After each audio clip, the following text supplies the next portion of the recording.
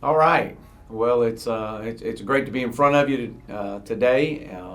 We've had a much needed open week, an opportunity for us to focus on ourselves. Six straight SEC games, 6 weeks of fall camp. This week came at a great time. Get some guys back healthy, get our legs back up underneath us, and it's been a very productive week. So, with that, I'll open up with questions.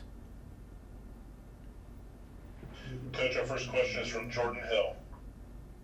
When we've talked to Gus throughout the first part of this year, he's talked about the offense being a work in progress. Just how much progress have you seen, especially coming off of the success against LSU?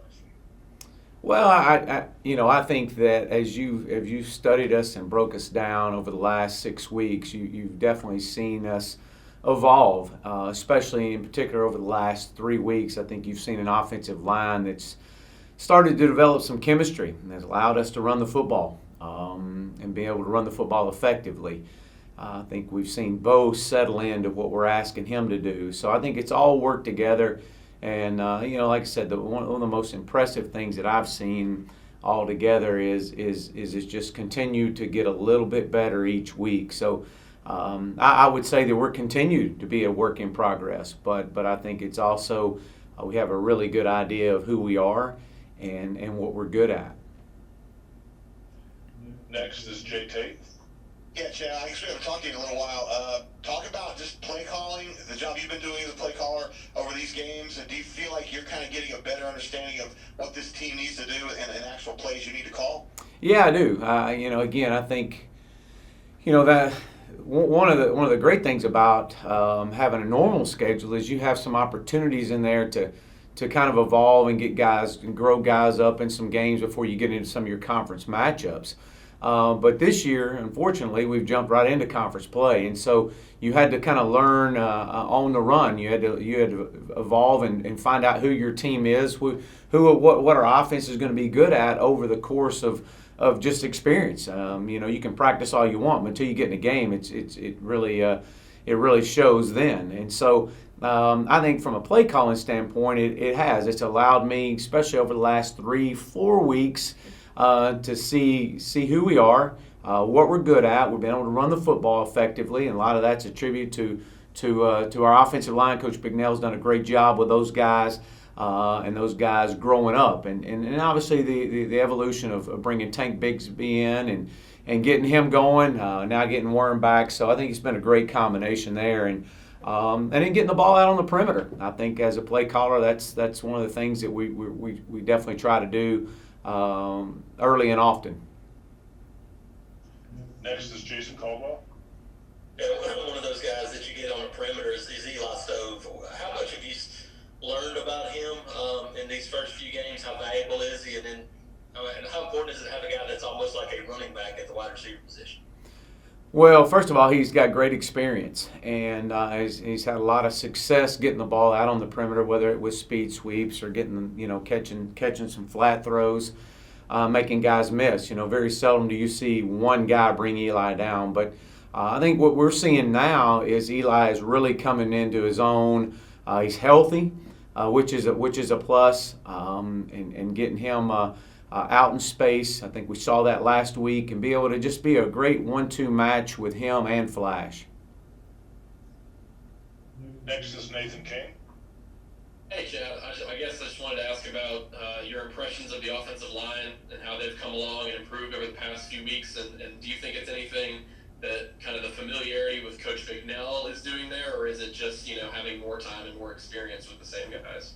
Well, I think it's a combination of several things. I think one, obviously getting familiar with what Coach Bignell's asking those guys to do and his coaching strategy and style, building that relationship.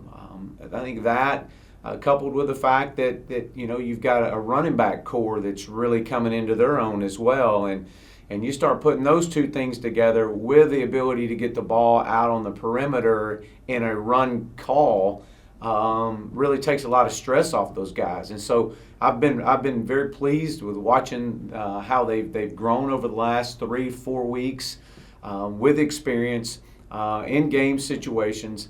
And being able to run the football for over 200 yards as we've done. I think we're averaging close to 200 yards rushing. is a task in itself. And so I think that we'll continue to build on that. But I've been very pleased with the way they've been progressing. Next is Bill Cameron. Last time we talked, you were talking about the usage of the tight ends, and got the ball to JJ a few times this past week. If you would just talk about how they're coming along, and then the outlook for getting Brandon back and how that could add to the offense. Well, we're definitely excited to have Brandon back this week and getting him back into the fold of things. I thought early on in the year that's the one thing we were really missing. To get the offense really kickstart. Everywhere I've ever been, we've always had our tight ends involved in the passing game, and we weren't getting there early on in the year, and so it's been a huge focal point for us. We had to get the guys involved for us to continue to grow and do what we want to do offensively. I think we were able to see that over the last week, and has been a big plus for us. Getting Brandon back now only add to that. But I continue to expect those guys to continue to grow and be more and more a part of what we're trying to do. Thanks. Next is Steve Moulton.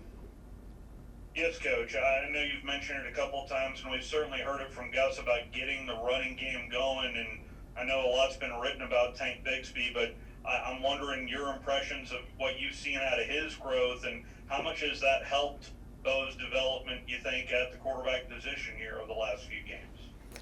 Well, I think when you look at Tank and look how he's grown and developed over the last several weeks, actually the entire year, you've been able to see flashes of what he's capable of doing. We knew in fall camp he was going to be a really special back, but everything was just so fast. And to be a great running back, you got to have patience.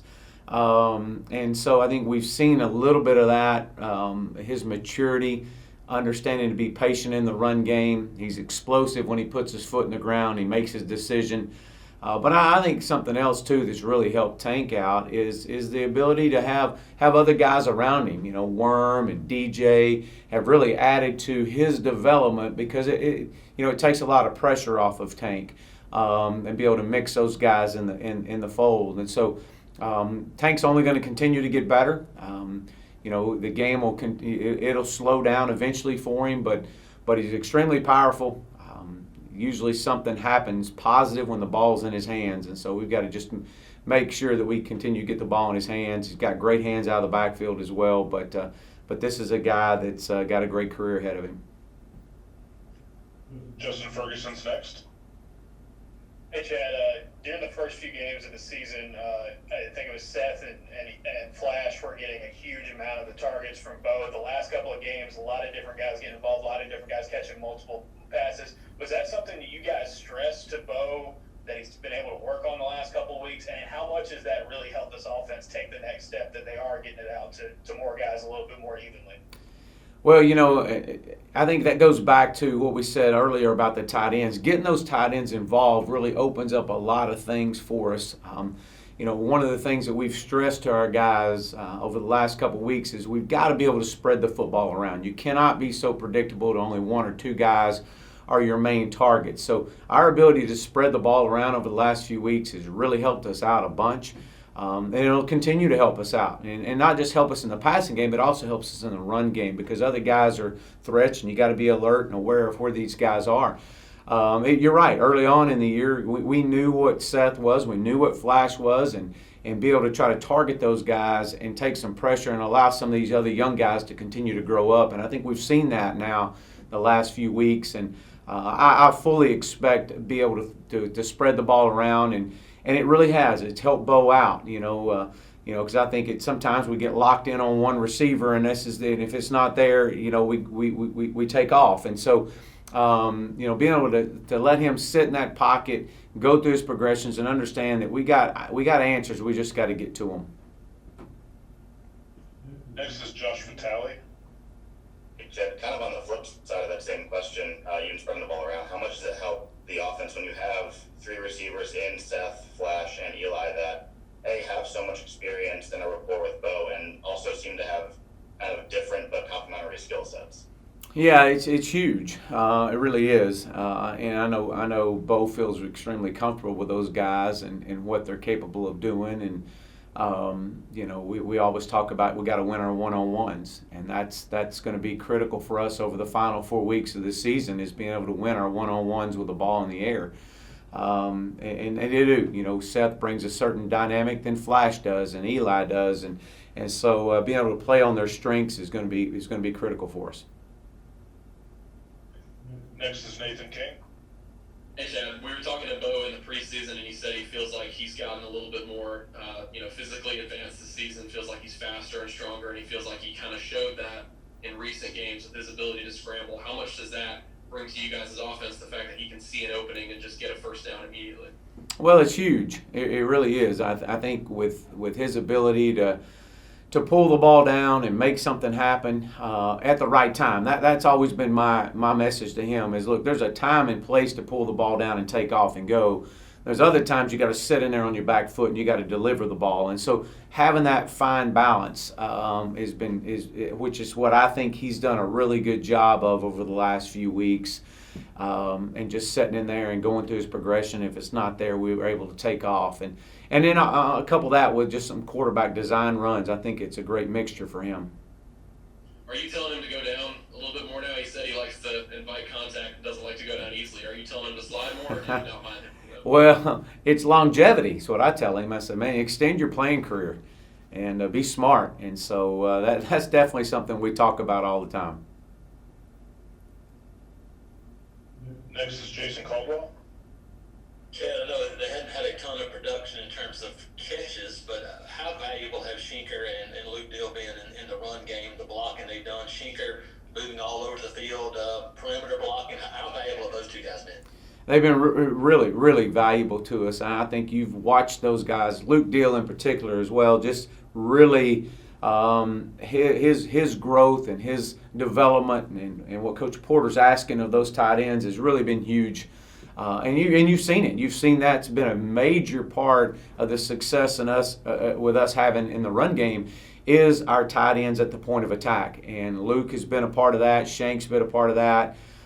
So I've been pleased with that. That's an area that we got to continue to develop and continue to grow.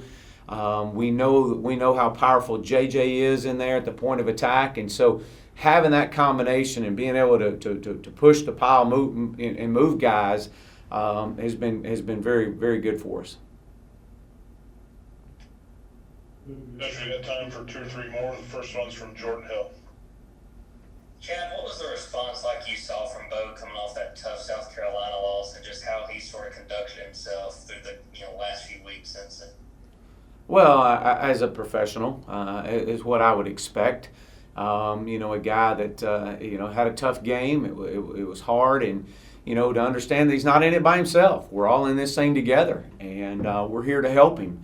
We're here to help him grow through this. It's a learning experience, and if you use it as that, it'll only make you better. And so I think that the way he responded coming out of that and rallying at Ole Miss and then rallying last week at LSU and watching his progression and watch him play his best football over the last few weeks has been very vital and been impressive to see him and how he responded. And so, but it's just a sign of a young player that's having to mature and grow, and he's doing it right in front of us. Next is Justin Ferguson. Chad, I was going to ask you about a couple of the freshman receivers, Xavion and Kobe.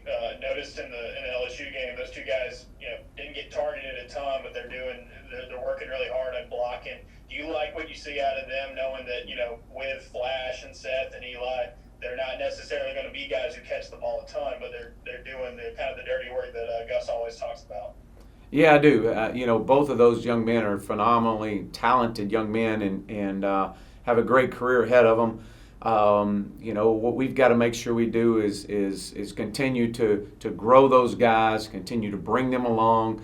They're going to get their targets. It's part of the process. They're going to get some great matchups that we're going to want to take advantage of.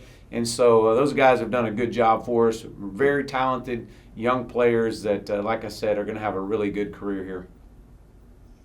Our last question is from Steve Moulton. Yes, Coach. There's been a lot of talk here in the recent weeks about good offense being ahead of good defense. in this day and age in college football. Do you agree with that narrative? Do you really think good offense beats good defense in today's college football?